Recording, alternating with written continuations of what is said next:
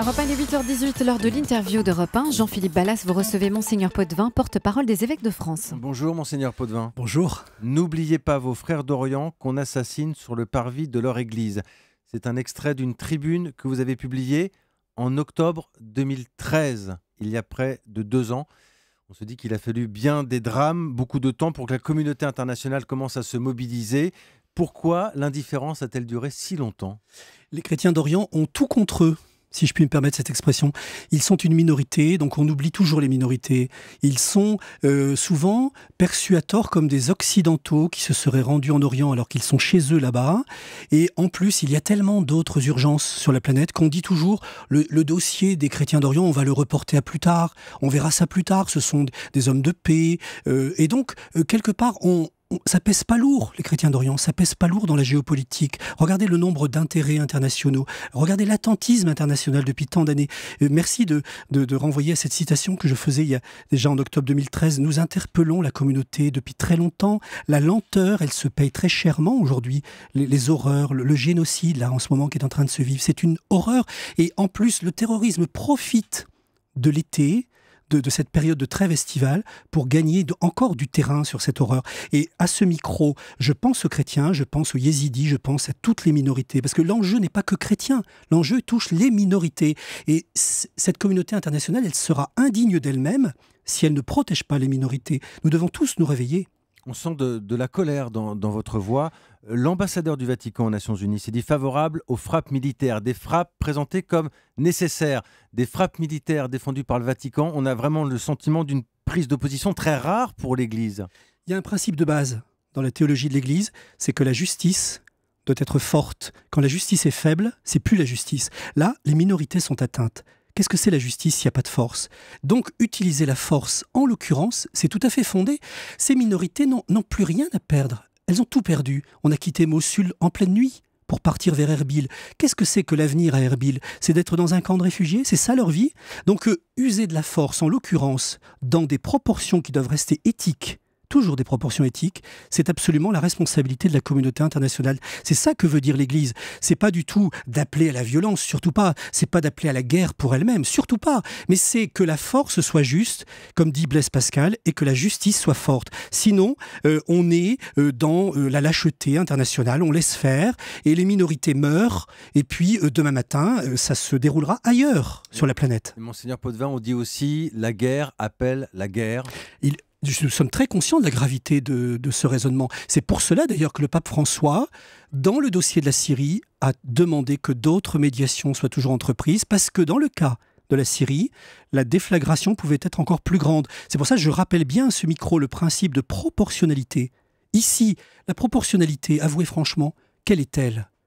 Les minorités n'ont plus rien à perdre. Plus rien à perdre. Si on ne les défend pas, si les forts ne défendent pas les faibles, à quoi ça sert de parler de démocratie, de parler d'une réalité internationale ? La société internationale risque de gravement en avoir sur la conscience pour toujours. Les faibles doivent être protégés. C'est ça le principe de base. La force n'est utilisée bien sûr que quand toutes les autres médiations sont nécessaires. Ici en l'occurrence, où est le dialogue ? Où est-il ? La France essaie de jouer un rôle moteur sur la scène diplomatique. L'Europe ne bouge pas ou si peu, ça doit vous rendre fou ? Bien sûr, elle bouge trop peu, l'Europe. Et c'est d'ailleurs aussi pour ça que nous avons eu des élections européennes dans un climat qui n'était pas du tout à la hauteur de l'enjeu européen. C'est aussi ça, l'Europe. L'Europe, elle se fait à travers les moments graves, quand elle est soudée, quand elle est réactive sur des questions éthiques aussi graves. Et je puis vous dire que les épiscopats d'Europe en appellent à ce que l'Europe soit beaucoup plus vigilante et plus réactive. Et merci à la France pour ce qu'elle fait déjà, pour essayer d'être inspiratrice de ça. C'est très difficile. Elle en fait déjà beaucoup. Elle en fait déjà beaucoup. C'est mieux que rien. Sans doute doit-elle encore en faire davantage. On n'en fait jamais trop. On n'en fait jamais trop pour ceux qui sont notamment, mais moi je n'ai pas ici à être celui qui donne des réponses techniques, c'est pas mon rôle, moi je ne suis pas un militaire, je ne suis pas un responsable politique, je n'ai pas à me substituer à la représentation nationale et à tous ces gens-là, c'est pas mon rôle. J'essaye humblement à ce micro d'incarner quelque chose de l'ordre d'une voie morale pour dire on ne peut pas rester inactif. Merci à ce qui se fait déjà. Il y a déjà de l'accompli, à Erbil notamment, dans les envois humanitaires. C'est très important. Et pour les yézidis qui souffrent ô combien ô combien, mais ça n'est certainement pas suffisant parce que tant qu'un chrétien ou un yézidi n'a pas retrouvé sa maison, on ne peut pas être tranquille, on ne peut pas se reposer tranquillement cet été. Le Vatican demande aujourd'hui aux responsables musulmans de condamner sans aucune ambiguïté la barbarie des djihadistes de l'État islamique. C'est une déclaration très ferme. Là encore, c'est assez inhabituel comme ton. Ça veut dire quoi? Tout à fait. Ça veut dire que les leaders, les responsables musulmans ne sont pas assez clairs aujourd'hui? Ça veut dire qu'en entendant cette déclaration, vous entendez le cardinal Torrent, qui est la voix du pape François. C'est l'homme de confiance du pape François. C'est comme si le pape François parlait lui-même dans cette citation que vous venez de faire. Effectivement, cet appel, il est très fort pour que chacun assume sa responsabilité. Et je salue ici, à ce micro, les voix musulmanes françaises qui se sont élevées contre ces horreurs. Et je les en remercie.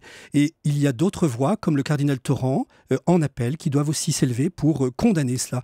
Il faut, vous savez, quand on est devant l'horreur, quand on est devant l'injustice, il ne faut pas de langue de bois. Comment on nomme ça? Il faut appeler les choses par leur nom. Et si on n'appelle pas les choses par leur nom, c'est pas la peine que je vienne à ce micro et c'est pas la peine qu'on continue à vivre paisiblement notre été. On était dans une région du globe où il y avait ce mélange et cette cohabitation de culture, de religion, d'histoire. C'est plus possible ça aujourd'hui au XXIe siècle? Il faut jamais désespérer de ça. Moi, je suis un homme qui ne désespérera jamais parce que vous dites à très juste titre qu'il y a un héritage très beau. L'Irak, c'est un pays fabuleux. 17 siècles de tradition chrétienne à Mossoul, 17 siècles, une capacité interreligieuse, interculturelle. Il ne faut pas que ça soit plus jamais. Et c'est pas quelques terroristes qui doivent avoir raison de ça. Au regard de siècles d'histoire, il faut très vite s'organiser pour que la mémoire de l'humanité ne soit pas complètement détruite par ça. Et en ce moment, c'est très sombre, mais moi je suis quelqu'un qui ne désespère jamais. Il y a en l'homme une capacité de ressources. Et si nous voulons nous réveiller, il y a de quoi dire non à ces horreurs et il y a de quoi rétablir la paix, la dignité. Mais c'est très urgent, il faut le faire sans tarder. Il nous reste peu de temps, mais on va changer de région. On part en Asie, puisque le pape François entame dans les prochaines heures son premier voyage d'ailleurs sur le continent. Il sera en Corée du Sud pour les journées asiatiques de la jeunesse. Qu'est-ce que l'Église catholique a à gagner aujourd'hui en Asie? C'est un continent qui fascine l'Asie. Jean-Paul II s'y est rendu aussi beaucoup. Il aurait aimé se rendre en Chine, au Vietnam. Il n'a pas pu s'y rendre. Et le pape François veut vraiment une rencontre avec l'Asie. Et là, comme vous le dites, il va notamment rencontrer la jeunesse. La Corée du Sud, c'est un catholicisme très vivant. Il y a 100 000 baptêmes par an.